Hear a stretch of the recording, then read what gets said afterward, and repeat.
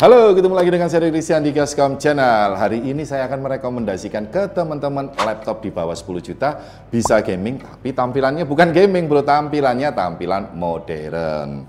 Ini adalah laptopnya, tipis, ringan, bener-bener simple ya, nggak ada tema-tema gamingnya di sini. Tapi bisa gaming bro, karena memakai prosesor AMD Ryzen 7 7000 series terbaru. Nah, seperti gini harganya di 9 jutaan. MSI Modern 14. Check it out.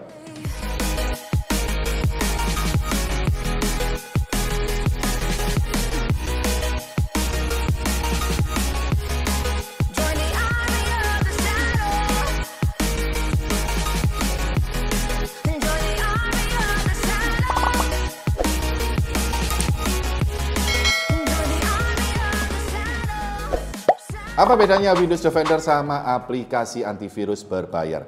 Dua-duanya Ciamik Soro bro, karena dua-duanya sama-sama melindungi PC atau laptopmu dari serangan berbagai macam virus. Yang satunya gratis, satunya berbayar. Nah, kelebihan dari Windows Defender itu menangkal berbagai macam virus, blok aplikasi ilegal, real-time scanning, sudah terintegrasi sama firewall, cuma menunya sangat terbatas. Kalau aplikasi antivirus berbayar, itu sama aja fungsinya dengan Windows Defender, cuma ketambahan banyak fitur bro. Ini adalah McAfee Total Protection. Harganya di 200.000 untuk satu device 1 tahun, kamu bisa extend sampai 10 tahun. Fiturnya apa aja bro? Banyak banget bro. Ini kalau saya baca bisa menangkal malware, semua virus, ransomware, phishing, spam email. Nah, ini berbahaya ini bro. Web browsing protection, karena Windows Defender ini tidak ada web browser protectionnya. Iklan ilegal yang ada di internet, aplikasi berbahaya yang ada di HP dan di laptop, M-Banking Protection, ini penting banget ini. Tolak auto download APK berbahaya yang ada di HP, sama mencegah akses webcam dan mic yang ada di laptopmu bro, biar tidak dihack sama orang lain. Loh, kok bisa akses di HP ya? Karena McAfee Total Protection ini, kalau kamu membeli software ini bisa mendapatkan aplikasi di HP. Jadi bisa dipasang di laptop, di PC, di Mac, di Android, dan di iOS. Terus mendapatkan VPN Premium selama 1 tahun. Linknya ada di deskripsi bro. Ciamik Soro.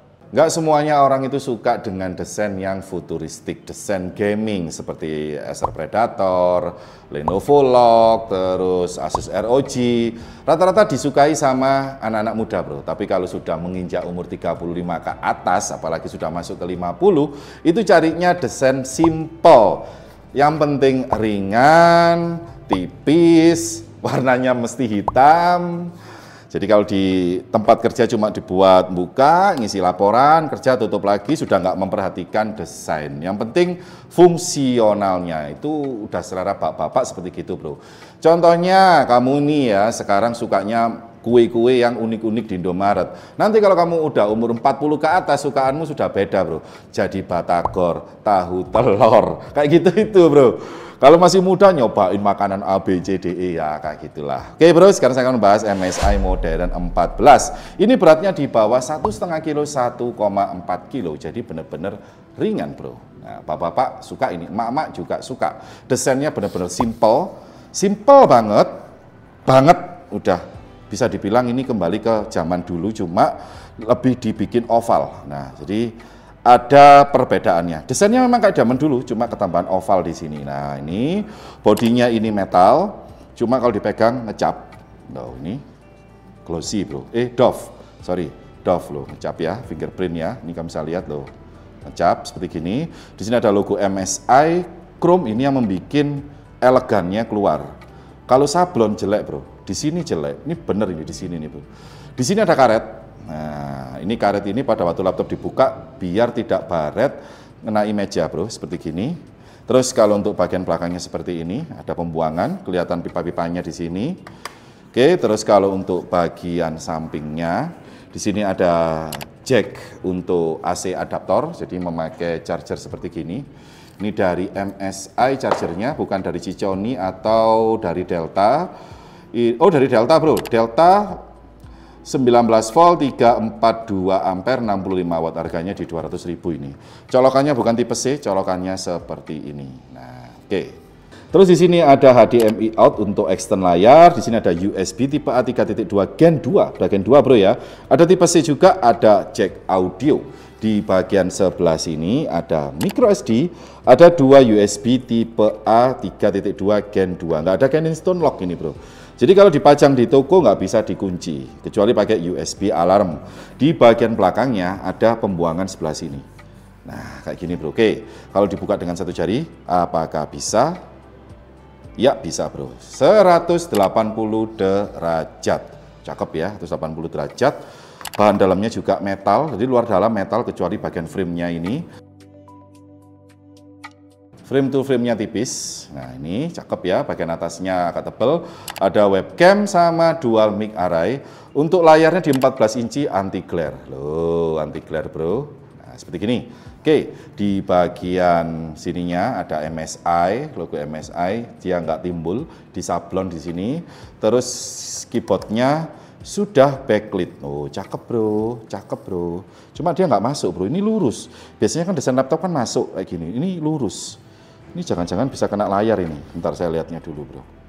Iya ini, bisa-bisa kena layar nanti ngecap di sini bro. Karena dia nggak cekung ke dalam, jadi dia lurus.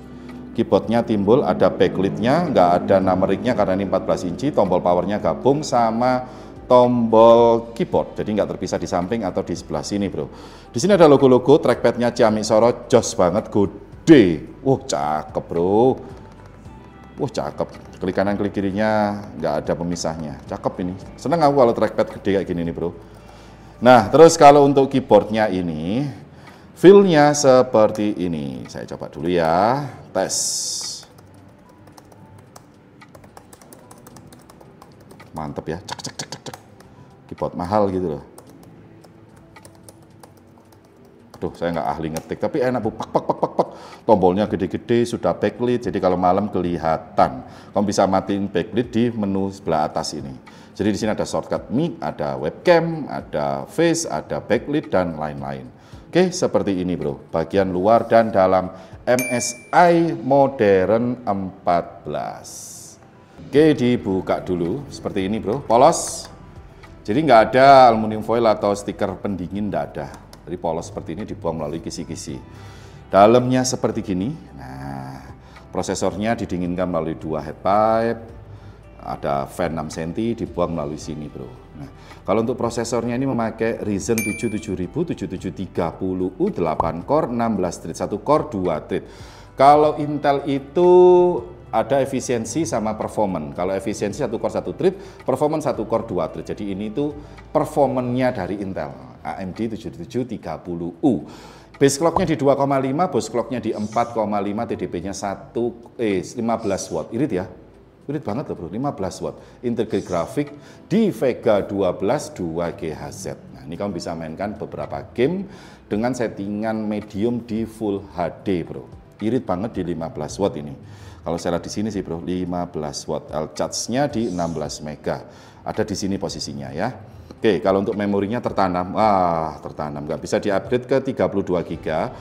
Ini 16 GB DDR4 3200. Untung 16 GB. Kalau 4 GB, wah lemot ini bro. Untungnya sudah 16 GB, NVMe-nya sebelah sini Gen 3. Nah, kalau untuk speed-nya segini bro. Kamu bisa lihat sendiri. Ini nggak bisa ditambah, hanya bisa diganti. Mau jadi 1 tera, 2 tera bisa diganti. Tapi kalau ditambah nggak bisa karena tidak ada slotnya. Nah, ini WiFi-nya sudah WiFi 6E, Bluetooth 5.2. Di sini ada 2 speaker. Di sini baterainya, panjang baterainya bro, Xiaomi ini bro. Baterainya Xiaomi ini gede banget di berapa ini ya? 3448 mAh, 39 watt hour. Lumayan bro. Lumayan ini bro. Kalau dipakai nonton YouTube sama ngegame sama standby itu seperti ini. Nah, kamu bisa lihat di sini. Sudah saya tes. Udah hanya gitu aja sih bro. Ini karena nggak ada VGA Nvidia-nya, jadi pakai VGA integrate dari AMD. Hanya membutuhkan 1 alur pembuangan aja. Kalau pakai dua pembuangan kayak gini nih. Berhubung 1 cuma 1 aja seperti gini bro. Oke, seperti gitu bagian dalamnya. Kalau untuk ukuran layarnya ada di 14 inci. Nah, seperti gini. Udah anti glare, nah, jadi nggak mantul-mantul. 178 derajat view angle, kamu bisa lihat dari samping, loh masih jelas kan? Loh masih jelas, loh masih jelas. 60 Hz, kalau untuk color gamutnya ini didropkan ini bro. Untuk sRGB-nya di 68%, 50% Adobe RGB, 50% DCI-P3, dan 48% NTSC. Dikurangi kualitas color gamutnya biar harganya bisa masuk ke pasar ini. Menurut saya seperti itu bro ya. Kalau untuk tone responnya gamanya di 2,1, di bawah 2,2. Gray RAM-nya bisa sampai di 7200 Kelvin. Kalau untuk kontras rasio 0% brightness itu ada 370 banding 1 di 7000 Kelvin, 50% brightness di 890 banding 1 7000 Kelvin, 100% brightness di 1250 banding 1 7100 Kelvin.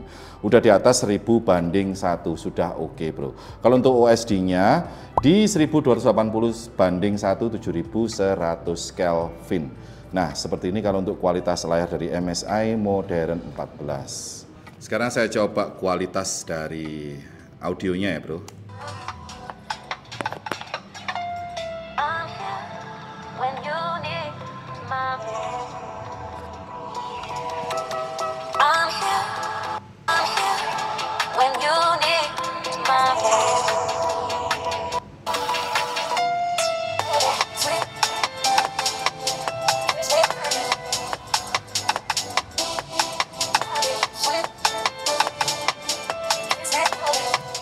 Audionya kurang keras ya. Kalau bass triple middle oke lah ya, nggak ada yang pecah, nggak ada yang gembret. Cuma kurang keras bro. Sayangnya cuma di situ sih. Oke, ini adalah kualitas dari webcam MSI Modern 14 ya. Wide. Lumayan ini bro. Ini ruangannya nggak terlalu terang tapi jelas ini. Ghostingnya bisa lihat seperti ini. Ini kualitas mic dari jauh, ini kualitas mic dari dekat. Ada autofokusnya nggak? Wadah. Wadah, lumayan nih bro. Harga segini harus bagus ya. Kalau harga 9 juta jelek, waduh dibuang aja laptopnya bro. Oke bro, ini saya coba benchmark biar kalian tahu posisi bagian mana yang panas. Kalau saya pegang tangan, sebelah sini agak nyelkit. Khususnya di sini bro ya, ini nyelkit ini bro. Kalau di tombolnya sini lumayan ini, di sini anget. Kalau untuk panasnya itu sebelah sini di 35, sebelah sini 36, sebelah sini 42 coy, 46 edan, 48, 49, wow 50, lo 46, 47, ini yang bagian nyelekitnya berapa tadi nih?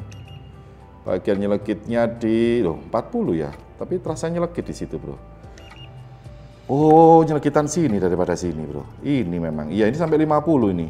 Ini di 35, 36, ini 38 sampai 40, ini sampai 50 di sini. Ini kamu bisa lihat ini ya.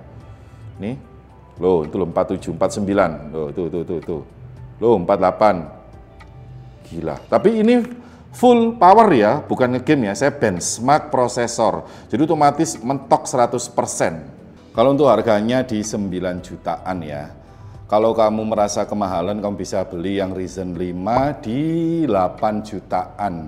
Kalau masih kurang murah lagi, kamu bisa beli Lenovo IdeaPad Slim atau V14 Ryzen 5 7000 series ini harganya di 7 juta bro, 7 juta berapa gitu loh. Jadi tergantung brandnya sih, kalau kamu beli Asus, MSI ya pasti mahal bro. Kalau Lenovo, Acer itu lebih murah. Mulai dari model konsumernya sampai seri gamingnya selalu terpaut. Jadi misalkan dengan spek Intel Core i7 sama Nvidia RTX 3050, brand Acer sama brand Asus pasti lebih mahal Asus sama MSI bro.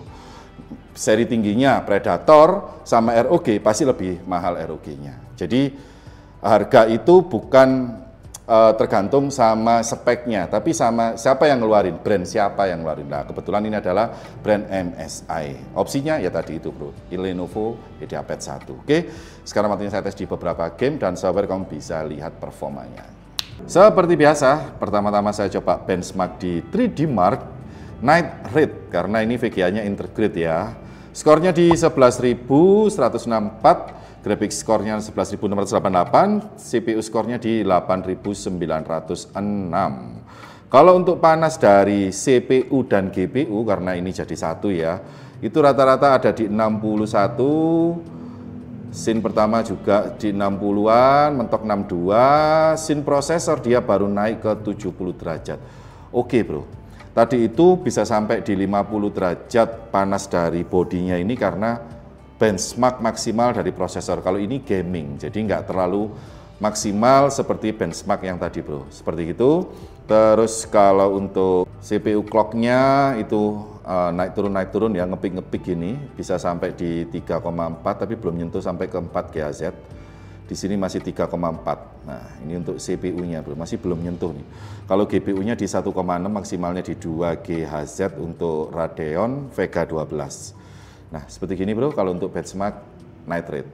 Oke, sekarang saya coba di Cinespan Release 2024, skornya di 372, itu sama aja dengan, apa ya ini ya, di atasnya, di bawahnya Intel Core i7 12, di bawahnya Apple M1, sama M1 Max bro. Terus kalau untuk clocknya ini bisa nyentuh di 4,5, kalau sekarang posisinya 1,8. Panasnya di 57 dengan maksimalnya di 78. Lumayan sih bro ya. Kalau untuk panasnya oke loh bro ini. Tapi kalau dipegang di tangan itu celekit gitu loh. Kalau handle panas dari CPU GPU masih oke. Coba nempel ke bodinya ini nyelekit bro. Menurut saya seperti itu. Sekarang saya coba di software 3D Blender, software animasi. Ini kalau untuk render CPU dan GPU, itu skornya beda tipis 0, sekian detik. Karena ini kan satu kesatuan prosesor, di dalamnya ada CPU dan ada GPU bro. Jadi ngetes CPU sama ngetes GPU itu sama aja.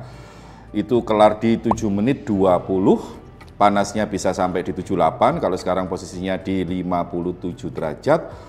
Maksimum untuk clocknya di 4,5 GHz. Nah, seperti gitu bro. Butuh wattnya di 9,9 watt. Benar-benar irit ya. Oke, sekarang saya coba software 3D animasi real-time rendering Lumion 12. Performanya buruk banget bro ya. Buruk banget. Yang oke hanya prosesornya, tapi integrate Vega 12 itu enggak naik ke level 2, jadi dia di bawah 1, masih di bawahnya lagi nih bro. Level 2 masih oke lah, ini 1 tapi di bawahnya lagi bro. Hai, berarti nggak rekomen ya untuk menjalankan D5 Render Lumion 12 Twin Motion, tidak rekomen. Bisa, cuma pasti akan patah-patah. Kalau dipakai untuk encoding, decoding, metaverse, VR, ini saya coba pakai software Nero. Benchmarknya skornya di 1491. Kalau untuk CPU dipakai AI gimana? Kurang oke bro. Dipakai AVC encoding, decoding juga kurang oke. Tapi kalau GPU-nya lumayan, saya bilang lumayan karena di bawah 50% ya. Dipakai AVC decoding, encoding skornya 1200, pakai metaverse 221. Semuanya di bawah 50%, kalau skornya di 32%. Laptop kemarin yang ada Nvidia RTX itu bisa sampai di 70%. Jadi kalau skornya 32% ini kurang kalau dipakai NVC decoding encoding. Nah, tapi dengan software benchmark di Nero ya, bro. Oke, ini saya coba di Spider-Man ya. Cuma bro, settingannya itu di low campur medium ya. Ada beberapa yang saya high-kan, FSR on. Nah, custom ya, ada yang low, ada yang high. High-nya hanya ada di tekstur, biar nggak kelihatan burik. Mendapatkan FPS di 16. Wih, lumayan lah. Ini kan game AAA bro, game berat. Sekarang kalau di atas gedung kira-kira berapa ya? Di atas gedung kita coba dulu 19, kurang tinggi gedungnya. Yo, nyentuh 20 nggak ya? 20 coy, ayo coy, 20 coy, 20, oh nggak bisa bro. Oh 22, nah, tapi kondisi di atas gedung seperti gini bro. Nah, kalau untuk panasnya itu di 54 derajat, jalan di 1,6 GHz. Kalau untuk CPU-nya jalan di 1,4, panas CPU-nya 56, sama aja sih karena ini gabung ya CPU sama GPU. FPS-nya di atas gedung 20 sampai 25, kalau di bawah 20, 16, kadang-kadang 19. Oke, lanjut. Oke, sekarang saya coba di game 1000 umat. Nah, GTA 5. Jalan di Full HD, settingannya campur ya, ada yang low, ada yang high, ada yang normal. Pokoknya dicari FPS yang paling maksimalnya lah. Untuk benchmark pertama, jalan di 30 FPS-an. Masih oke nih bro, jalan di Full HD. Yang kedua di 30 FPS-an, yang ketiga naik ke 40. Nyentuh 50 enggak? Harusnya 50, 53. Di scene sebelah sini itu selalu FPS-nya tinggi sendiri bro, karena 3D modelnya nggak terlalu padat, dia view-nya dari atas 50, terus kalau di sini kira-kira turun, sudah mulai padat 3D model di sini 30 sampai 40. Jadi average-nya itu ada di 30 sampai 40 fps. Untuk GTA 5 settingannya custom di Full HD, bro. Nah, seperti itu, bro. Gimana, bro? Tertarik nggak? Kalau kamu merasa kemahalan, kamu bisa membeli Ryzen 5-nya. Modern 14 atau brand lain misalkan Lenovo juga bisa, V14 atau IdeaPad Slim itu harganya di 7 jutaan, tapi masih Ryzen 5 ya, 7000 series. Linknya ada di deskripsi. Kalau kalian tertarik jangan lupa beli antivirus McAfee karena sudah Jamik Soro bro. Saya dari Rizky Andika Channel, salam teknologi.